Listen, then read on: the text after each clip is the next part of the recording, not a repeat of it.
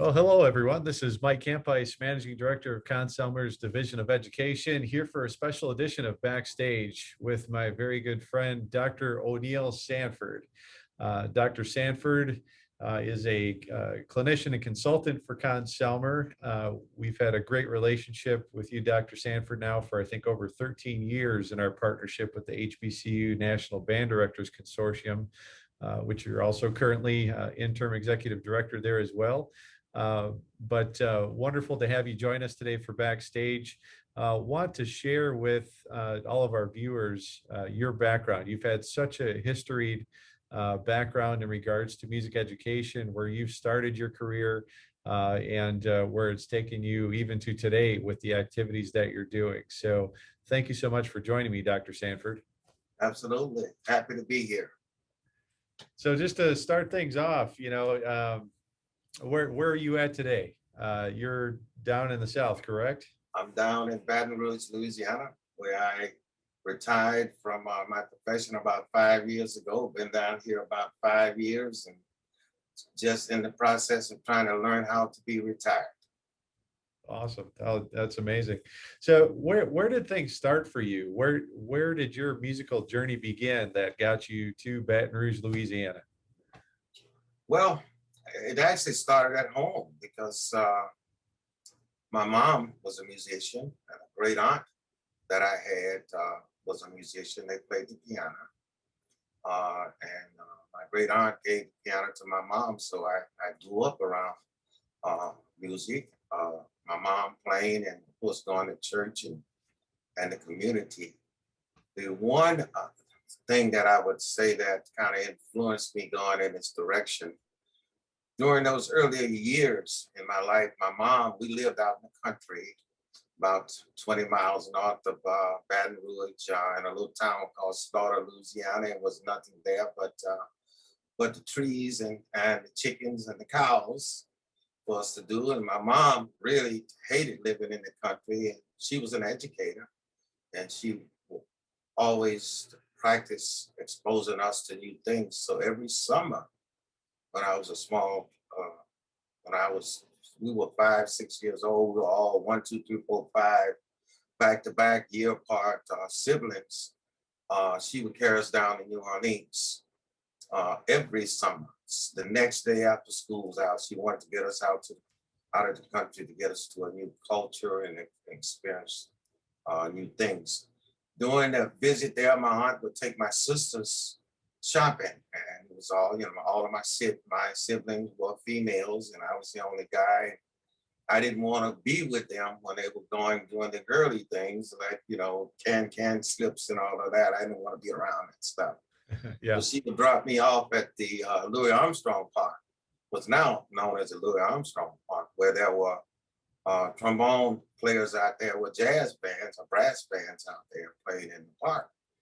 And I remember being a little child hearing the trombone go by. I liked to slide and being able to slide up and down and change that. So that kind of got my attention on the trombone. But we did that every summer. And then back in my community and the school system where I grew up, we only had elementary and high school. And we didn't have music in the elementary schools. Went to high school. First thing I did when I got to high school was try it out. Went straight to the band teacher and said I wanted to play in band. And she gave me a rhythm test, and I flunked the rhythm test and didn't get in band my 9th grade in high school. Oh my goodness. Oh yeah, I flunked the test. And of course, I was looking for something to do and was pretty good at football. And the coach talked me into football, but a 250-pound lineman changed my mind about football my freshman year there.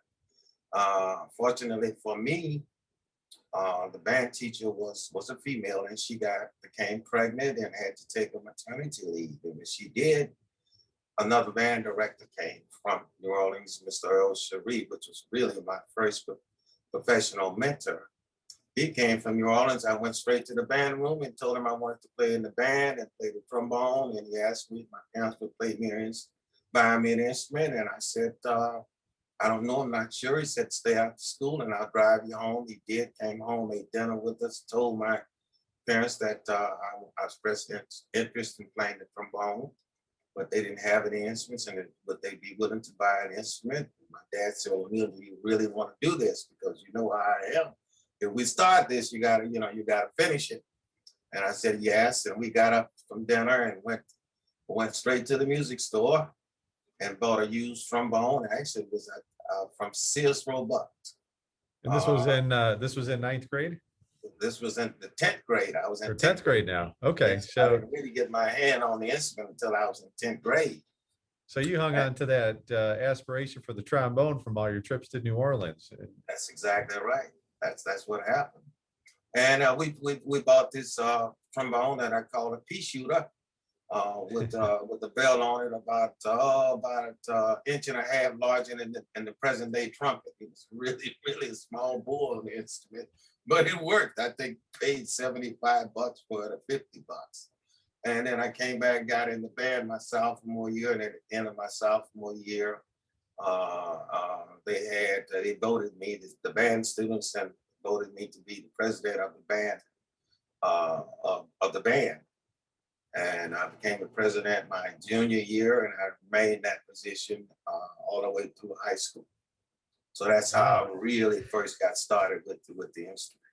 So then you have the decision coming out of high school. Then what am I going to do with this? You have this music going now with the trombone. So what steps happened for you after high school? Well, after high school, 2 years afterwards, 2 weeks after getting out of high school, I mean, I didn't have a choice, nor did my siblings have a choice.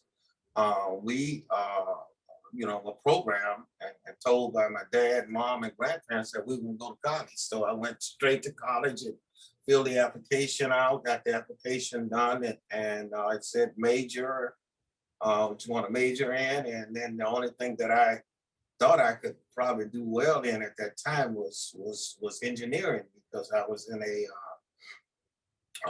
industrial arts class, and I had excelled in that class. I went to state festival, won third place in the state festival, and so I'd sign up as an engineering major when I first went to Southern. And then after being there for a couple of weeks, my first mentor, my high school band director who lived in New Orleans, found out that I had registered in college as an engineering major, and he drove from New Orleans to Baton Rouge, found me on the campus at Southern University, went and got my horn, encouraged me to go and audition for music. And of course, I thought the guy was God. He was, like I say, my mentor. And I went and auditioned and passed the audition. And then I changed my major from engineering to music education. Oh, that's amazing. That's how I got there. And then you went through Southern, and with that program, what was the experience and where did that take you? Oh, when I went through Southern, was fortunate enough to pick up some great friends along the way. They were trombone players: Paul Adams, Moses Hall, Al Thomas. It was about 5 trombone players came in, and we learned from each other and graduated from Southern in 4 years with our degrees. And then right immediately after finishing that, getting our degree, about a week later, my second mentor, who was the gentleman who auditioned me, had heard about a job in Ferry, Louisiana in high school, and he just called me and told me to go and apply for the job. He had already recommended me, and I went and applied and became the band director at the high school in Ferry, Louisiana for 1 year. And this is roughly what, 1965 or so, right there? That was 1965. Yeah, yeah. So yeah. What was it like going into the profession during that period of time in the mid 1960s? Well, I mean, I didn't really know what it was supposed to really what it was supposed to be like. Just go out and get started with the band. Well, the one experience that I share with people all the time when I first got there was at the school. About 2 weeks after I had gotten there and kind of gathered the students up and did inventory and what have you, I found out that the principal of the band had been doing an event in a local city far away, and he had already committed the band to go, and I had probably 23 and one half players, and you know, tubas with no mouthpiece in, and drums. I had about 30 kids, and I hadn't even really had any lessons. So I decided that I wasn't going to. The kids were not ready to go, and I decided not to take the kids. And the principal got upset with me and fired me because I wouldn't agree to take the band to that first event. So I got fired after being on the job for about 2 weeks. And fortunately for me, and probably for the kids too, after that weekend was over, what my second mentor, Dr. Perkins, a guy who auditioned me and had gotten a job for me, found I told him about it. He called the principal and explained to him, and they talked, and he hired me back the following week. And then I went forward with the program and was able to get some new equipment, increase the participation to about 50, 60 players, you know, at the end of my first year there. And so that was my high school experience. And then you moved into higher education, Mississippi Valley State, then to Virginia State. And after that, a pretty big thing happened in 1976, right around that time, with University of Minnesota. So talk about your journey and what got you to that point. Well, after completing my first year in high school, my college band director showed up at my home in Baton Rouge, where we were visiting my parents, and he wanted me to travel to Michigan with him to my first ever clinic, and went to University of Michigan with him, and to my first clinic, and had my experience with Bill Rebelli, Scared to Death, and in the Royal Simple. I had a great experience. I heard and saw things that I had never seen before, like a bass clarinet, counter bass clarinets, and things like that. And had a great experience, you know, on that trip. And he paid all of my expenses. And on the way back, he said, "Oneill, you know, you're a college band material, and I think that you're going to be a great college band director." And I didn't have a clue as to what he was talking about. And when we got back to Baton Rouge, I got another call from the same gentleman who had found my job at Faraday, telling me about a job at Mississippi Valley State. So, you know, I interviewed for that job, and the job was teaching trombone and arranging for the band. Went there, became the assistant director, stayed the assistant director, trombone teacher, and arranger for the band for 5 years. And then he moved up to the chairman of the Department of Music, and I became the director of bands at Virginia State. Then going into my second year at Virginia State, entered the band in the first ever so-called Battle of the Bands in Irving, Texas. It took our band there, and from Mississippi Valley, we won 5 of 6 trophies, and that kind of went viral. The news got out because then it was heard about, you know, throughout the HBCU world. And then I got another call from that same gentleman telling me about another job at Virginia State College. And so I left, auditioned, interviewed for the job at Virginia State College, and took the job there. Got a big increase in salary of about $10,000. That was big money back in 1966. No, I'm sorry, that was 1973. And that was a lot of money. So I took the job there, moved my family to Virginia State, where I was, inherited a medium-sized program, grew that program, stayed there for 3 years. At the end of my 3rd year, one of my colleagues at Virginia State College told me about another job and thought I should apply for it. He said it's University of Minnesota. I said, "What? Minnesota? Are you kidding? That cold weather?" I said, "Man, I'm not going up there to Minnesota. Forget that."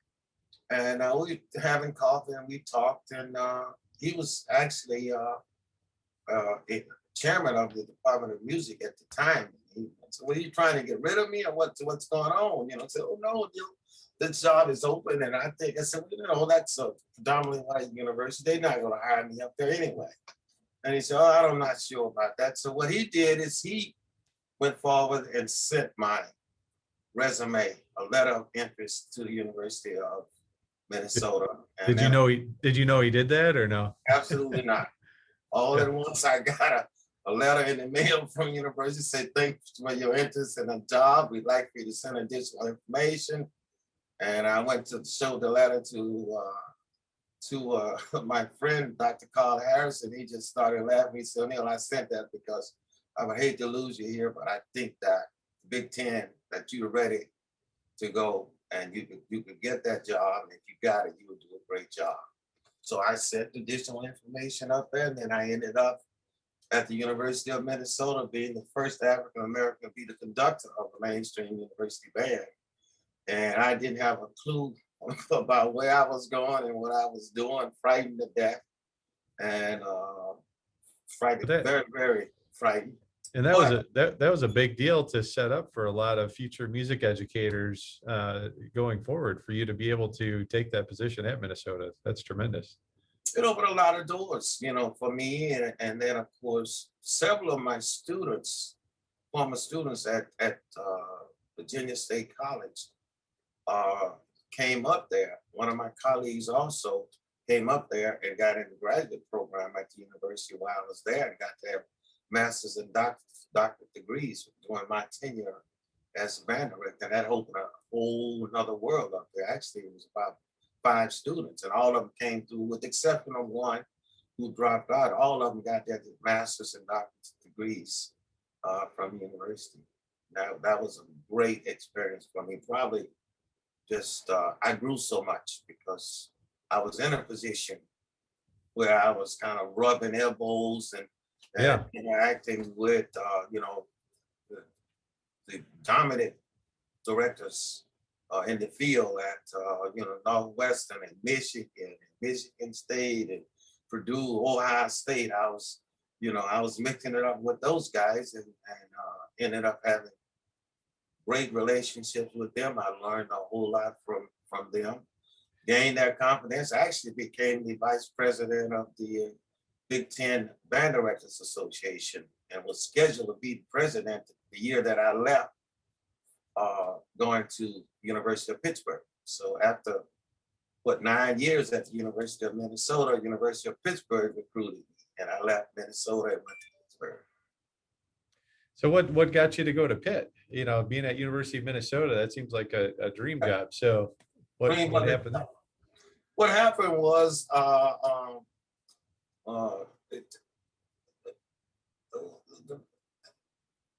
I had gone in at the time that, what everybody was talking about, systemic racism at the time, and pressure was being put on mainstream universities to hire minorities in the position. The University of Pittsburgh was looking for a band director, and the program was under the Department of Athletics, and they call around the various schools. As a matter of fact, called up to University of Michigan, trying to locate a director to come and take the band. And a gentleman by the name of, you probably know him, Dr. Reynolds, Bob Reynolds, who was actually the director of bands of the wind ensemble, a whole bit up there. But Bob recommended me for the job. And the reason that, I got a lot of attention, because they were looking to deal with and challenge this ongoing thing about, hiring minorities, systemic racism, and the whole bit. And I went there, and they hired me and in that position at that particular time, and it was a great position to be in. So that's how I got there. Yeah. So from Pitt, how many years were you there then before you moved on from there? I was at Pitt for 10 years. For 10 years. For 10 years. Yeah. Did some wonderful experiences at the University of Pittsburgh, traveled to Dublin, Ireland, and played for professional football, went to some big football classics out in Arizona, and did all of that stuff. And coming up to my 10th year, my mom and dad had aged, and we had family property, some rental property down in Louisiana, and my dad wasn't really cooperating, with the family. because I only had sisters and I was the only, he was a male chauvinist and he didn't think that women should be doing certain things. So my mom called me and told me for the first time that she had cancer, uh, uh, terminal cancer that had set in, and that she needed me to come home to take care of the family business. And so I had ended up taking an early retirement from the University of Pittsburgh, moving my family back to Louisiana to take care of my parents for 2 years. And so that's how that ended my time of tenure at Pittsburgh. I came down to Louisiana, was with my parents, for 2 years. My mom moved on. During my 2 year tenure in Louisiana, I had an experience that I had never had. One of my cousins was a principal at a middle school. I had never taught in a middle school before. So when he found out I was home, he came to me and said, "Oh, you're down here. Why don't you come and start me a band program at the middle school?" And I said, "Man, I don't know anything about teaching middle school kids." And of course, he convinced me that he was going to buy new equipment and whatever I needed to do it. And he went and did that. And I became a middle school director for 1 year in Baton Rouge, Louisiana. And boy, was that an awakening for me. Goes full circle to your beginning there a little bit, doesn't it? Oh man. Oh man, I had never been around junior high students, man. Those kids came in there, they were fired up and swinging on lights and, and just out of control. And I was finally had to learn how to manage it. And I was able to manage it pretty good. Ended up at the end of my first year there with about 40 some students in the program. Wrote them a school song and we played for graduation. And so it was a great experience, that one experience, but it was pretty scary at the beginning. But I had to take control, and once I took control, things fell in place pretty good. Well, if it's the one thing I've seen out of you, Dr. Sanford, is the word retirement is not really in your vocabulary. You've tried a few times. And well, that was my second one. There are a couple more. Yeah. So after that, I mean, you had a great tenured professor position at Norfolk State University, and then became the principal recruiter, Department of Music for 3 years, director of bands for 2 years at Jackson State University. And then you retired once again. And, and with that, what I'd like to do with the time we have left is jump into that post-retirement activity that you've been doing, which, the HBCU National Band Directors Consortium, obviously you started that as you were still a director of bands, but would like for you to touch on the founding of that organization that I think has done so much for the HBCU schools. How did that come about, and who put that together with you? Well, it came about after I finished that 2 years down in Louisiana, taking care of my parents and a whole bit, and I got the job at. I wanted to go back to an HBCU school because I had wonderful experiences up there with unlimited budgets at Pitt and unlimited budgets at the University of Minnesota, and I had my first time was in programs that were complete programs, total instrumental music programs, and I became exposed to that. When I got to Norfolk State, they had a program there, but the challenges were they didn't have the funding and the instruments and blah blah blah blah to go there. Interestingly, one of the gentlemen who hired me was one of my former students from Virginia State College. He had become the chairman of the Department of Music there, and he just kind of bumped up on my letter of inquiry and found out that I was looking for a job, and he's the one that hired me.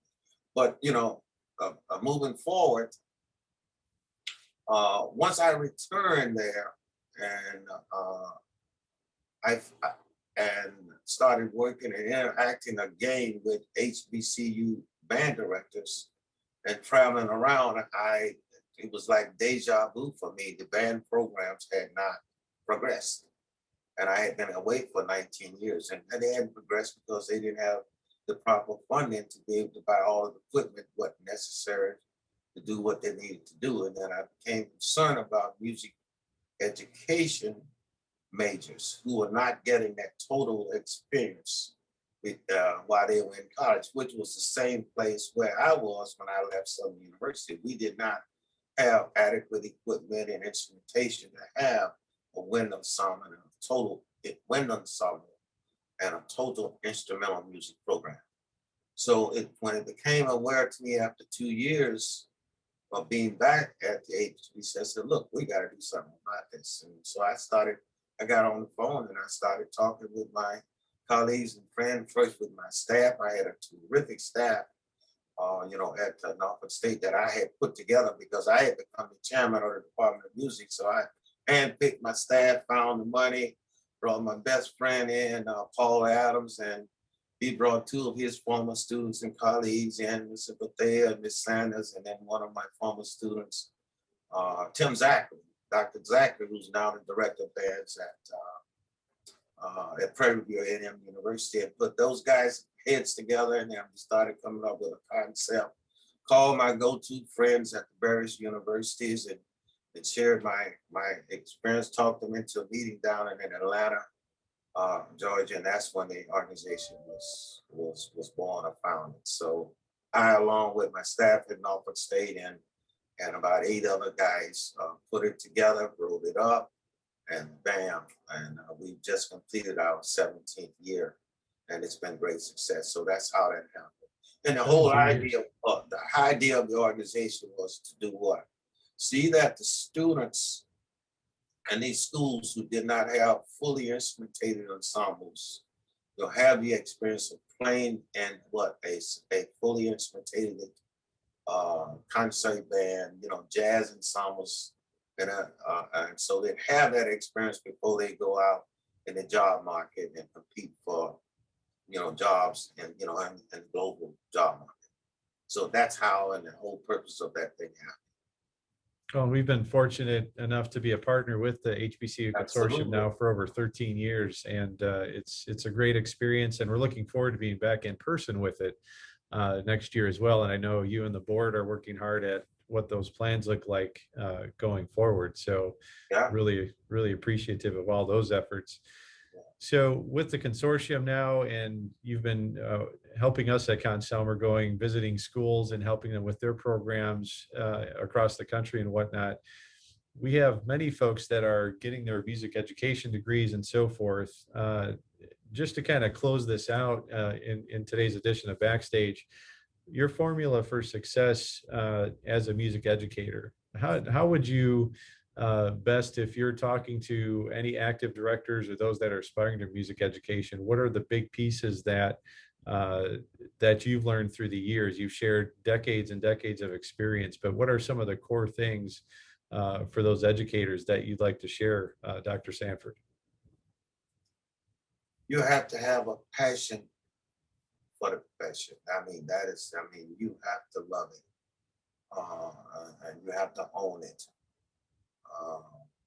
And you have to be ambitious and committed to it. The one danger with the profession, and I tell young people all the time who are married with families, that is a very sensitive issue because it requires a lot of time, and therefore transparency with your spouse and the mother of the children and the children is very, very important. You have to explain to them profession. And my wife, Rosa, for 57 years, she understood it, and she explained to the boys why I could not be there on Friday night at the football game because I was at rehearsal making money so Daddy could pay for what for the shoes you need for football. So yeah. She was able, to handle that, and I was blessed to, to have her understanding that, and so you have to be transparent with them and make sure that they understand that your family is important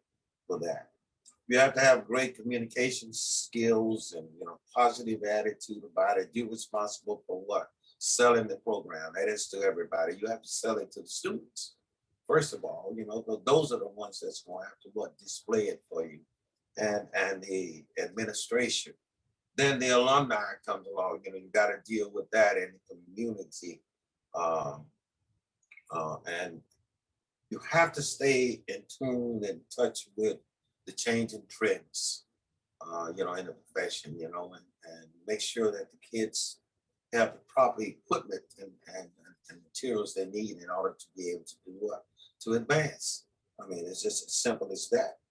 And the key to, especially in a university situation, and also wherever you are, is your administration.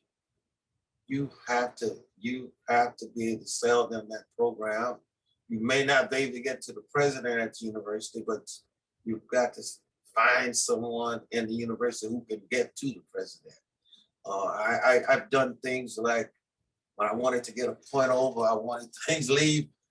I went to the president's office once at Norfolk State, and I got there early that morning, and I had some instruments that were all beat up and no valves in them. And of course, we beat them up a little more before I carried them to the president, got them in there, pulled a couple slides out, and all of the green gunk on the slides and stuff. And I was waiting there when the president came in, and he said, "What is this mess in my office?" And I was sitting there. And she said, "Oneill, why are you bringing this mess over here?" I said, "Hey, well, you want a band. Look what your kids are playing, And so I was able to sell her on that. And luckily, this particular president was a violinist. And she played in a symphony orchestra. I said, "I can't get the kids to play a tune. Said, get that mess out of here." And then she called the vice president and said, "Hey, give it Oneill, find out how we can get some equipment." So you have to do all kinds of things in order to be able to get to it, to the administration. I would park at the building. If I knew what time the president was coming in, I would park in, get there earlier, see her pull up in her car, and then be standing inside the door. When she get out the car and start walking in, I walk out the building and I would meet her on the driveway and say, "I need to see you for a few minutes. Can I walk you to your office?" And then anything to get you what? Advocacy. Yeah. To be able to directly connect with what the administration. And then there was another president that I couldn't quite do that with, but I had a friend, his wife worked for the president, so I still was able to get that done. So you have to do whatever is necessary, in line, understand the rules and regulations and guidelines, to follow and make sure you do things the right way in order to sell your program. That's what it's all about. You have to. Yeah. Yeah, I think we spend a lot of time thinking about K through 12 public education advocacy, but it's the same at the higher education level, and the approach is very similar in respects to that. Well, it's worse, up there. Yeah. It's tough up there. Yeah. It's easy to start a band boosters club. The only thing in high school and K through 12, because you're in contact with the parents, and then you get the parents in the room. You can sell them about Alice and John don't want to play the trumpet, and you can get them going on that, and you can do that. Though at college, you got students from all over the world, coming at you. You can't have a band boosters organization like you can. Yeah. Yeah, so it's a little bit tough. It's more political, on the university. Yeah. Well, Dr. Sanford, I appreciate you taking us on a journey of your over 55 years of music education experience. It's been very enlightening, and I always learn something new when we have these conversations.